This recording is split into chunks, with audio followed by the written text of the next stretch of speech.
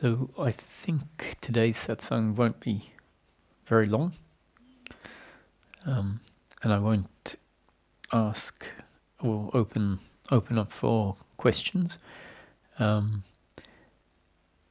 because I'd just like to make a simple point. Well, actually, maybe it's not that simple, but leave it at the point I'd like to make, which is often in the typical non-dual teachings talk about essentially consciousness, source, reality, the absolute, and talk about the world as not real, time not being real, there not being any person, and from that point of view, if that becomes seen, which really means if the standpoint from which life is seen shifts, then a lot of seemingly profound or profound things can be seen about life, because what appeared to be is now seen in a different context or from a different perspective. And so, things like the everything and the nothing are not two. Everything is nothing. Everything is just a spontaneous arising. There is no time. There is no past. There is no future. Consciousness is all there is.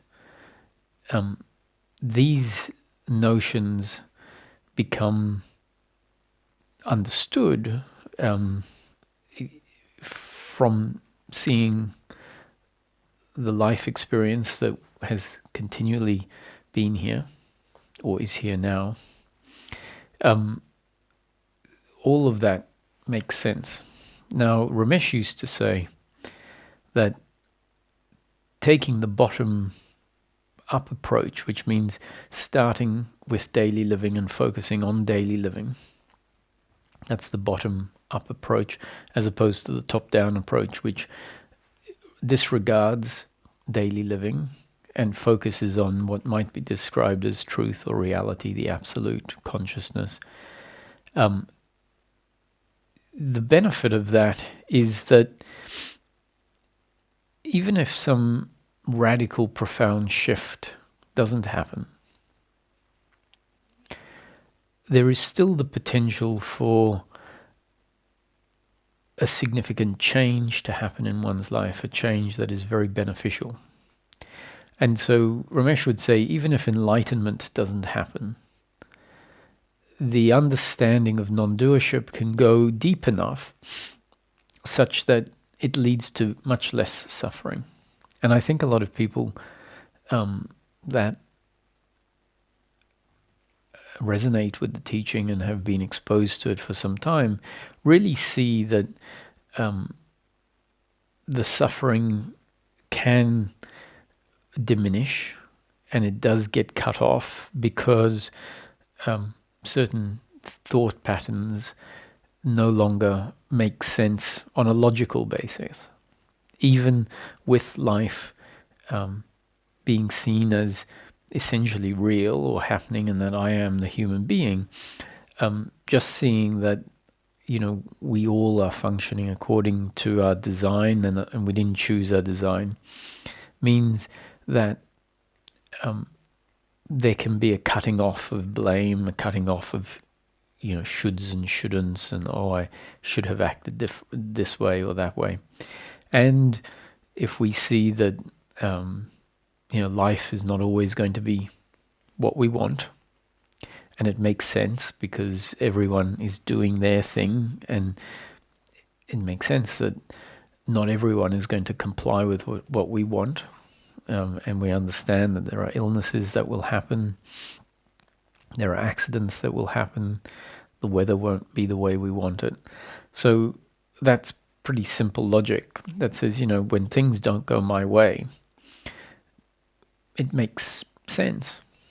And we might laugh at the fact that we wanted life to go our way and thought that it should, and maybe that it going my way was it working, and when it doesn't go my way, that means life is broken. And so if our thinking in a simple, logical awareness of how things are way means that our insistence on life being always in line with what I would like, that starts to be seen as not realistic. And so that type of thinking gets interfered with.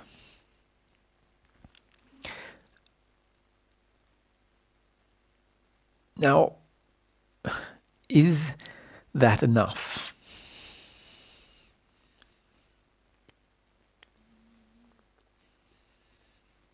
Maybe, I don't know. It wasn't my process for that to be the only changes or understanding that happened. And so I would say that what I experience as my sense of self, my arising in life, my being here in life, wasn't just based on the logic, let's say. Without the logic, a lot of suffering patterns would have carried on because they require the logic to be uprooted. And we see this, we see that you can have very profound realizations that are the other side of what I'm speaking about, and see the illusoriness, the formlessness of form, understand what is spoken about when it's said time isn't real, you're not the body, all there is consciousness. And yet, certain suffering will carry on if the logic side of it hasn't linked that thinking, the thinking that of blame, of shame, of regret. Now we might think, oh well, if this other side of things is seen, then all of that suffering will fall away on its own instantly as part of that realization. And it just, in my experience, isn't how it works. And there's plenty of examples of seekers out there who have had those realizations in a stabilized way where it can be continuously seen that they are consciousness, or that what we are in essence is consciousness, and that form and all of this is just an appearance in mind, essentially universal mind. And yet the suffering continues to take place. And so in those situations, I would say, it's very important for the logic, for the daily living explanations to come in, because they tend to be not focused on in the top-down teaching, and that can create the awakening, but it doesn't uproot all of the ingrained thinking patterns. And so suffering still carries on. Now, what will be reported is that, that is just witnessed, no problem, that's happening, but it's just arising. And to some extent, that is good to be able to witness it. Although I think if you asked seekers that are stabilized in this other way of looking, that if they're honest, they'd say there's flip-flopping, and in the flopping, there are times when the witnessing isn't happening. And so even if there is witnessing of suffering, that's not really the end of suffering. That is the end of involvement in the suffering. But the suffering itself means there is a me at the center of the suffering. So the me still exists in order for the suffering to arise such that it is witnessed. And so what's my point? Really, my point is that there seems to be two sides that are very important, two parts of the process. And because I often talk about the daily living and the logic side of things, every now and again I like to emphasize that at some point it would be useful for life to be seen from this bigger picture point of view in order for that shift to happen. And once the shift happens, if it happens through a certain contemplation, certain thinking about things, and the linchpins that keep the experience of life being very dualistic, seen from the perspective of the person and seeing everything as it appears, form, essentially. If that can be seen past, and we see what the linchpins that keep that in place are, and see them fall away, meaning we stop thinking along those lines, then a seeing of life from that bigger picture point of view can happen almost at will, or what feels like at will, whenever we want, which is not really our will, it's just what is happening in that moment. But if we know essentially what to deactivate, what seems like I am deactivating things, then a shifting into that perspective can happen regularly and what seems like at will. And so once again, it's very important, I think, to talk about life, this life that we experience, as a dream, so that, and in talking about it, it's useful not just so that we go away and say it's a dream when in fact it just feels like normal reality. Because at some point we realize I keep calling it a dream, or I say it's a dream because I keep being told life is a dream or an arising in consciousness, it's not real. And yet I still feel like I am the person and it's all very real. And so if it's spoken about as a dream, the benefit of that is that it might mean that there is a curiosity. It's like, how can this be a dream? What would it mean if it's a dream? It means I'm in mind right now. You're in mind. If it's a dream, you are, the body is actually not in a world of space, but in a mind. We're in mind. And so if we start looking at this here, the experience, the walls, the space, the whole thing, and go, oh, this is all in mind. Now I don't mean my mind, but what we could call the mind of Source. And in a way we could say Source is just mind. Not brain, just mind. And essentially mind is consciousness. So consciousness, within that bubble of consciousness, creation out of mind stuff can happen. And so we look around and go, oh, I'm in mind, and the table is in mind, and the tree is in mind. And maybe we will be able to sense mind, and maybe even sense that what we are is mind. That means we have to As in, I keep saying we have to, we sense, as if it is something we can do. But rather it might happen, and it might be seemingly influenced by the words, but the words are happening and then maybe something happens. So I wanted to introduce another analogy that might help us understand, maybe be or feel ourself as consciousness. Now, imagine a virtual reality.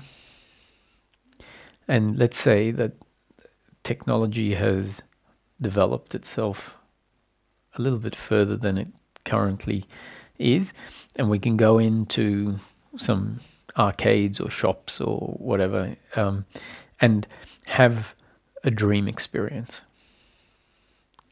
And a virtual world. So at the moment, you put a headset on, and what you see is the digital world, and so this world gets blocked out. But let's look at a more advanced virtual world where you lie down and they give you a sedative and connect you up to a machine, and your consciousness is able to interact or become one with the world inside the computer, or the computer sends information to your consciousness, whatever. So let's look at it let's look at the night dreams. In the night dreams, the senses of the body are not operative. So when you are dreaming at night, the person in the bed isn't hearing sounds in the room, they're not seeing the image of the room, they're not smelling things in the room or touching things in the room or hearing anything. So the external world is non-existent in experience. What is present is the dream world. And in the dream world, it is the consciousness of what we could call source. In this case, we're saying the human being is real, and the source of the night dream. And so the consciousness of the night dream is the consciousness of source, which is the consciousness of the dreamer. Now, in that dream, there is a character. And in the dream, we say, I am this. It feels like I am the character. So what we can say is that consciousness of the dreamer, consciousness of the source of the dream, has identified with the dream world, with the virtual world, and in particular has identified with the body and is taking all the digital, well, in the case of the dream, it's imagination, it's mind, taking the world of apparent space and time that has been created, the world of form, and it is relating to that as if it is real. So now, that's in a dream. That's what's happening in a dream. We should all be able to have some frame of reference for that, is that it is the consciousness of the dreamer, what we could call source of the dream, that has identified with all of the objects that are not really physical objects, but they are an appearance, an experience in mind, designed to be experienced as objects of sound and sight. The dream character will have thoughts and emotions. So all of that is created in the dream. And if there wasn't consciousness identified with the dream, one, there wouldn't be awareness of the dream, so there wouldn't be a dream. And two, the character wouldn't have a sense of I am, and wouldn't be aware of themselves and the dream world, because it requires the consciousness to create the sense of I, that then when identified with a particular object, a human object, it then feels, the experience feels like I am this. I am this body, for example. So let's go back to the virtual world and look at the current technology. I've never used it, but I've seen people with these headsets on, these sort of helmets type thing. And what we can get a sense of is that our consciousness, the consciousness of the one with the headset, very quickly adapts to the world of form or apparent form that is put in front of it. And the external world, when you put this helmet on, is no longer there. And it is replaced by a digital world. And we see that consciousness identifies with whatever is put in front of it very quickly. So this is one of the uses of the word identification with body, identification with thoughts, identification with form.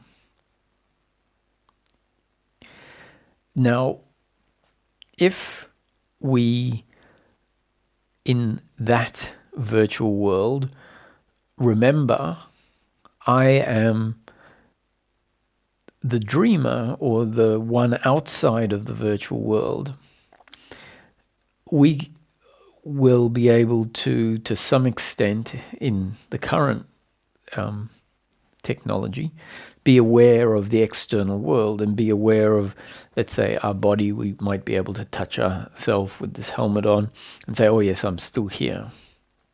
So that's why I introduced the notion of technology where you get, lie down and you get sedated and your consciousness is inserted into the virtual world.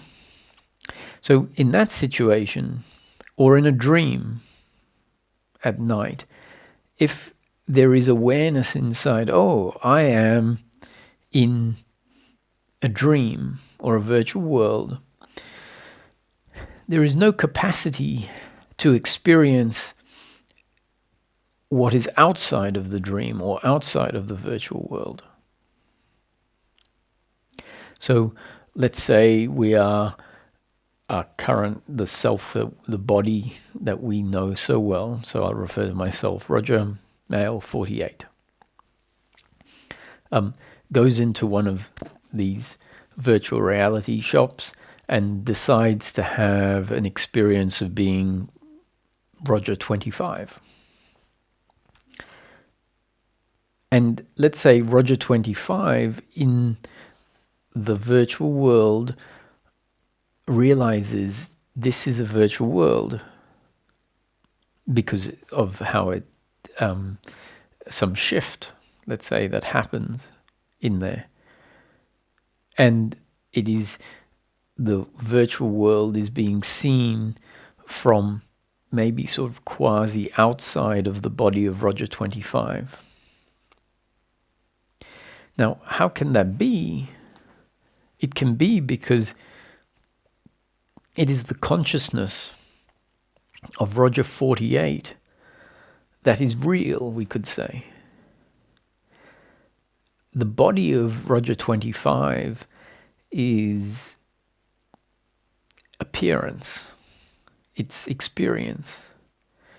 The world, let's say it's summertime in Australia, that world, and let's say in actual terms where the virtual shop is, it's wintertime in New York. But in the dream, it's summertime in Australia, Roger 25. So the world is not real. The world is what is created in that virtual experience. What is real is the consciousness. And if the dream character says, okay, I'm in a dream, and so this is all made of mind stuff, meaning that it doesn't exist independent of the consciousness. Right?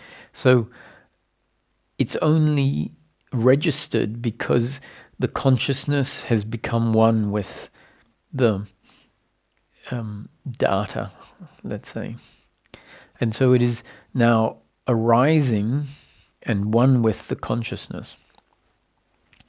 So if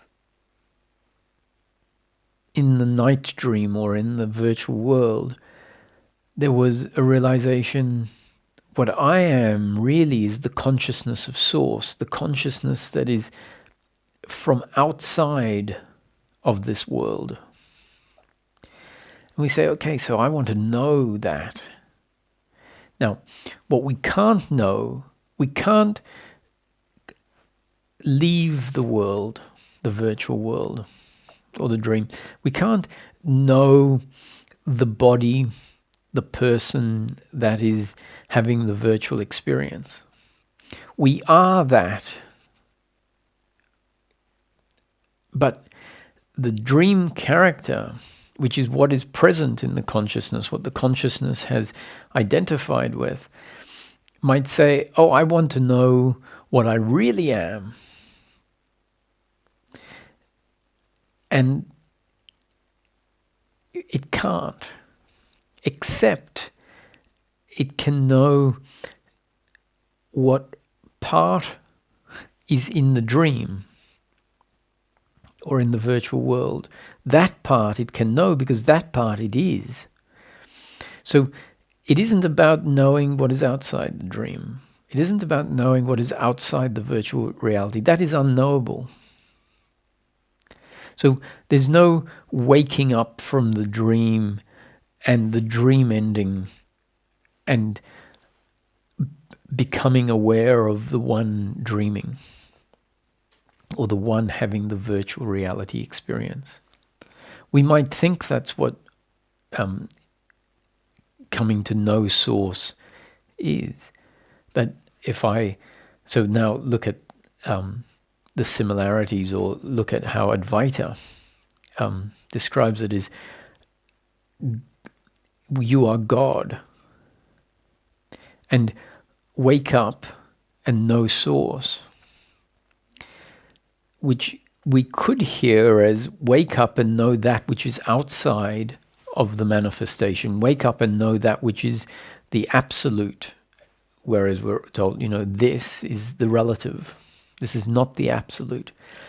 So we're trying to often wait for some moment where we become aware of the void or nothing or truth, thinking that we can know what is outside of the manifestation. And I would suggest that we can't, and that's not the point. So we can't escape the dream. We can't escape the virtual reality. But if we know ourselves in the virtual reality as essentially just the body, then consciousness has identified with something that is not real and has lost itself, has forgotten itself. So the awakening process is where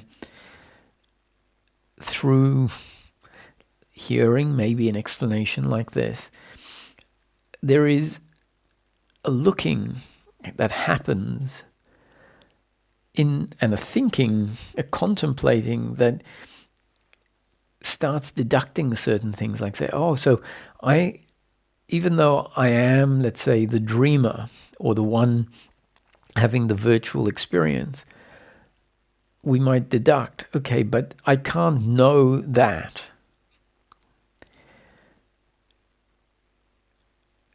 I have to live in this virtual world for as long as the experience. I have to live as the character. So we're often trying to run away from living in this world because we're told it's not real. Now, at some point we'll stop trying to run away from the world or not be the character and live as if we are the character, because we say, that's all I can be. But before we do that, we want an awakening to that which is real in the dream to happen, so that we're not only living with consciousness identified with the body and not aware of itself, which is what is normally happening. Is we go around, consciousness has identified with the body, and it has no awareness of itself, because in the context of life, when it's not understood as not real, it's not explained as not real, except when we come into non-duality. And then even then, when we come into non-duality, we often don't know what it's talking about. So when it's not explained and we're not told that it's not real, essentially the consciousness has identified with the body, and that's it. That's all that it knows. So let's look at the dream character who's now getting an inkling that they are a dream character, and in order for that dream character to be there, there is identification with form. But what has identified with form? Consciousness. Consciousness of the dreamer, consciousness of source of the dream has identified with the world. So what happens if in the dream what appears like the dream character closes their eyes? Now, when the dream character closes their eyes, the dream changes essentially. The form, the content of the dream changes. The world that was there in the dream, in the virtual reality, isn't there anymore.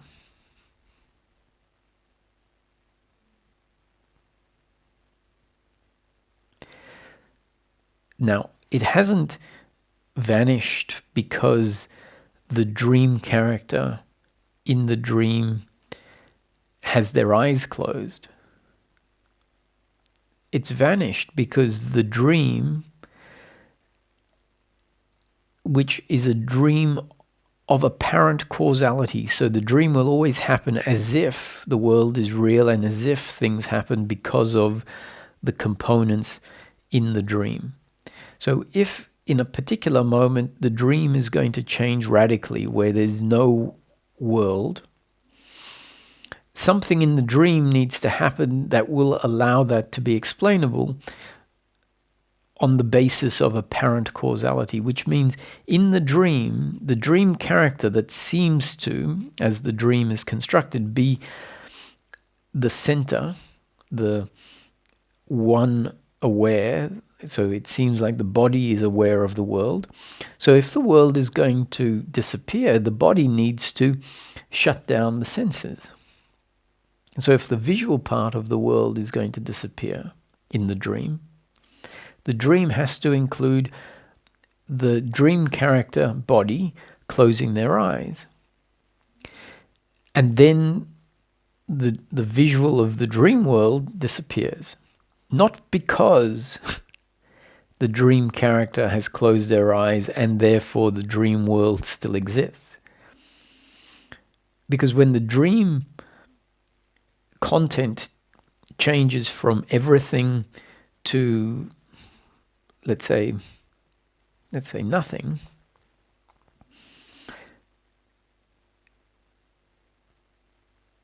it's because the content of the dream is now nothing. Not because the world of form is still there, but the dream character has their eyes closed. See, so if we come back into daily life, when we close our eyes, we think the world is still there.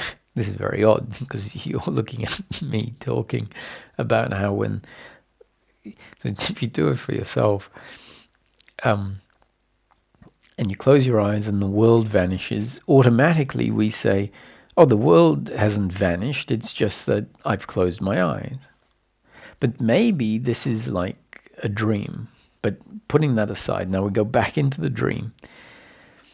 And if you think about this, you might say, okay, so in the dream, if the dream character closes their eyes and the dream turns to nothing, it's not really nothing because there's a lot of things there, but the visuals go from lots of visuals to no visuals.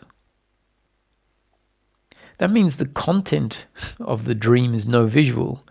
From within the dream, it seems like there's a character in a world of form and they've closed their eyes and the world of form is still there. So in the dream, if the dream happens to be of the dream character closing their eyes and it going to nothing, there is now no longer a world of form that consciousness can identify with.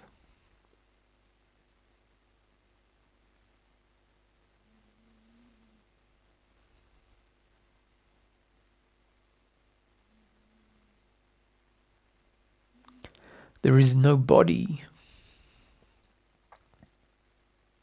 that consciousness can identify with.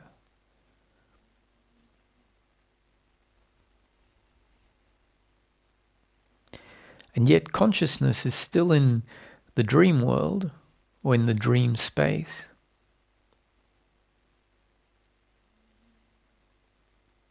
But there's no form.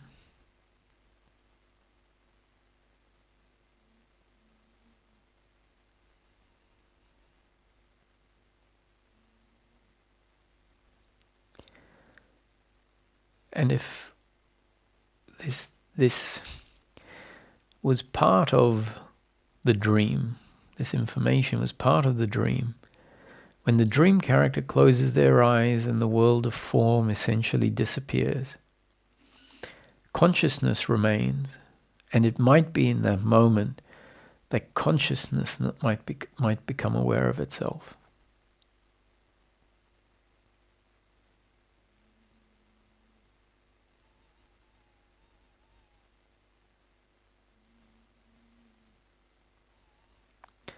And that consciousness is the consciousness of Source, the consciousness from outside the dream world, knowing itself inside the dream world. Not knowing itself as a body or a character or a person,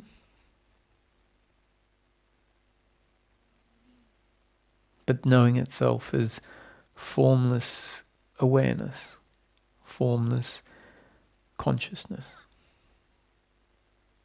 All there is.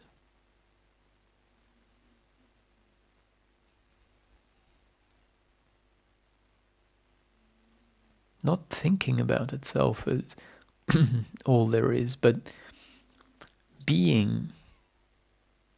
It's so easy for consciousness to be when there is no form for it to identify with.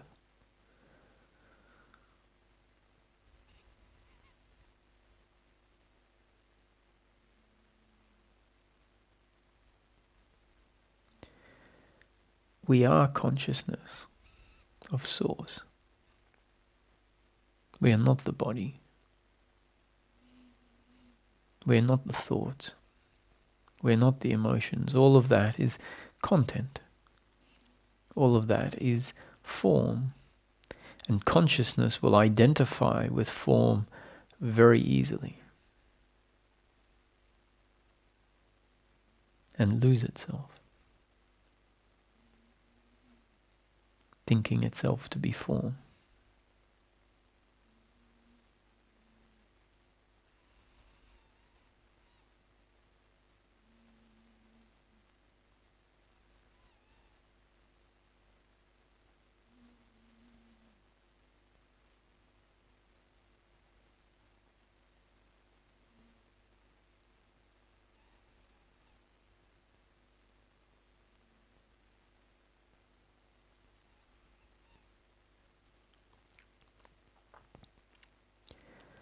So once consciousness starts to become aware of itself as essentially formless,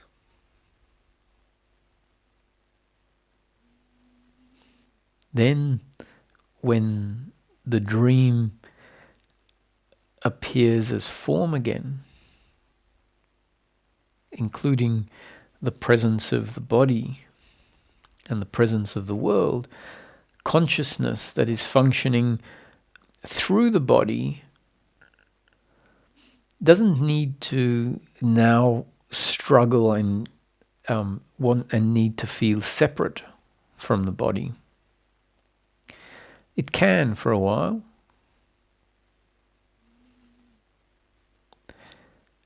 And so in the same way as consciousness can know itself when there is no form, if that shift has happened, then consciousness can know itself as formless even when the form arises by just being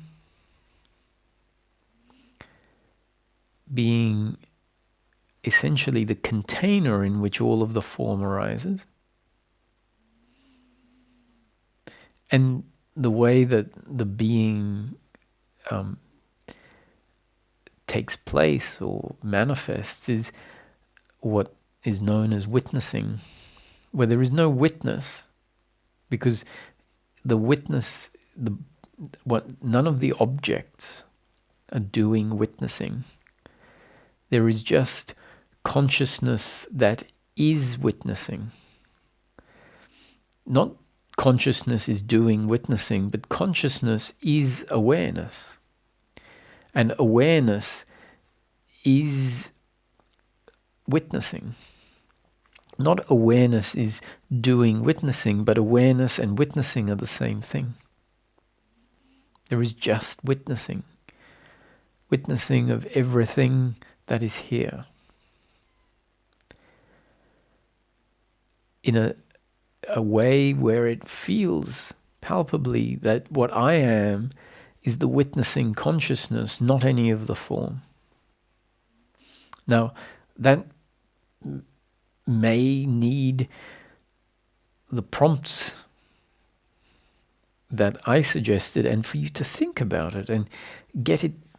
In thinking about it, it'll become more and more clear how and what is meant by what we are in essence. The reality, the truth, that which is real is consciousness.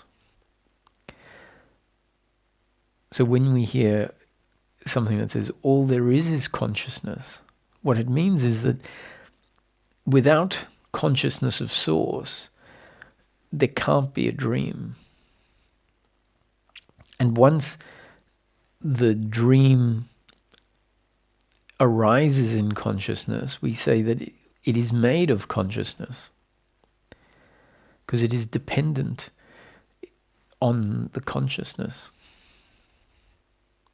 And what appears like independent form is just the imagination in consciousness or the content of consciousness witnessed by consciousness. So all there is consciousness. The only truth is consciousness.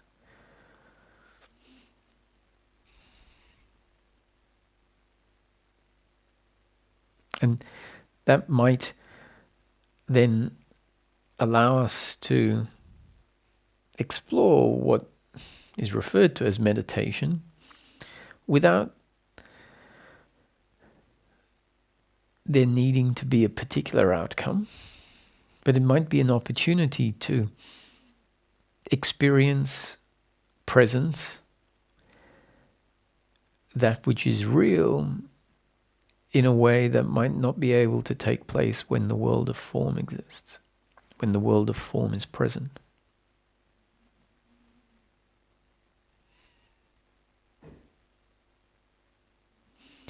And so one of the big obstacles in meditation, or the obstacle to meditation really happening, is there will be a sitting there, and without us realizing, because it's so deeply ingrained, there will be a feeling like the body is sitting here.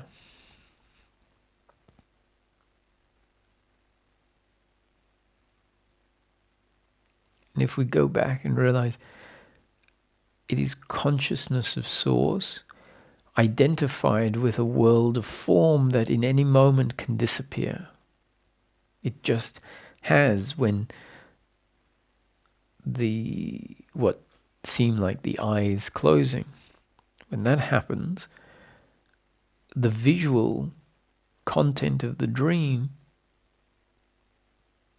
the visual content of the present moment, completely disappears. But because we keep saying, because it's our experience of this dream of life is each time we open our eyes, what appears like opening eyes happen, suddenly the world of form simultaneously is there. So we come to assume, because of a certain consistent correlation, we assume, oh, the world of form is constant and my eyes are opening or closing.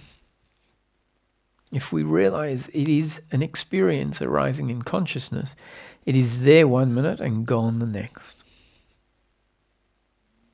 Remember, I described this dream as a dream that will always unfold as if it is a world of form, as if things happen according to cause and effect, as if the character is aware of the external world. So in the dream, and I'm now referring to life that we know as the waking state, as quite possibly, in fact, undoubtedly, an arising in consciousness. The night dream and the virtual reality example are mirror versions of this, in order for us to explore the examples, because we have some frame of reference to them, and use them as a mirror down version of what we call reality, in order for us to know ourselves as consciousness of source. So in Advaita, that's why they say that outside of the manifestation is the illusory appearance, there is nothing.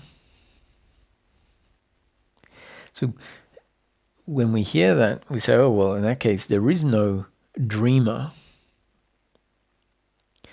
And the reason that's said is because relative to the dream character that is here, even after awakening, outside cannot be known, cannot be touched. So whether there is something outside or not is irrelevant. Relative to the dream character, you might as well say, outside of the manifestation, there is nothing.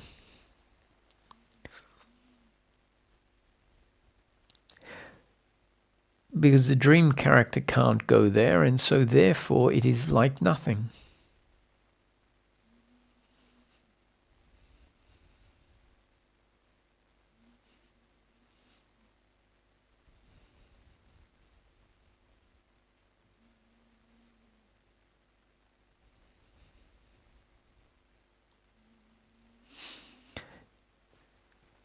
So in the meditation, we're convinced.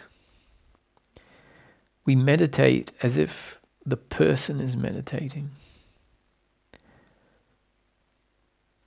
Meditation is, when it happens, the end of the person. Because the world of form has disappeared and identification with form has stopped. Now, what often happens is there is what I would refer to as a residual self-image in the closed eye experience. There is the residual self-image of me as a person in a world of form.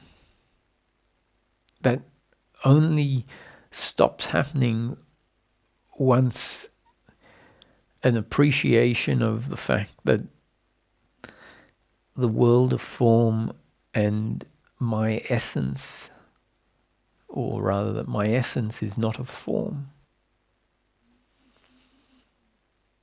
That what I am is not the body, that the body, this body, is not the source of consciousness.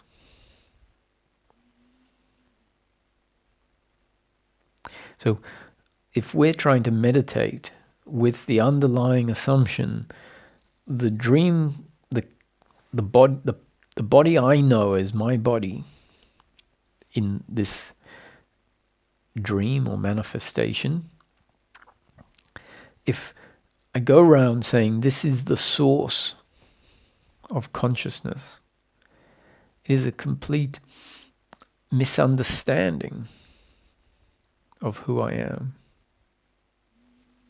A complete misunderstanding of what comes first, what is real. So meditating and there being the unquestioned blueprint of what we think reality is means that meditation doesn't tend to happen, because it continues to be consciousness identified with the world of form.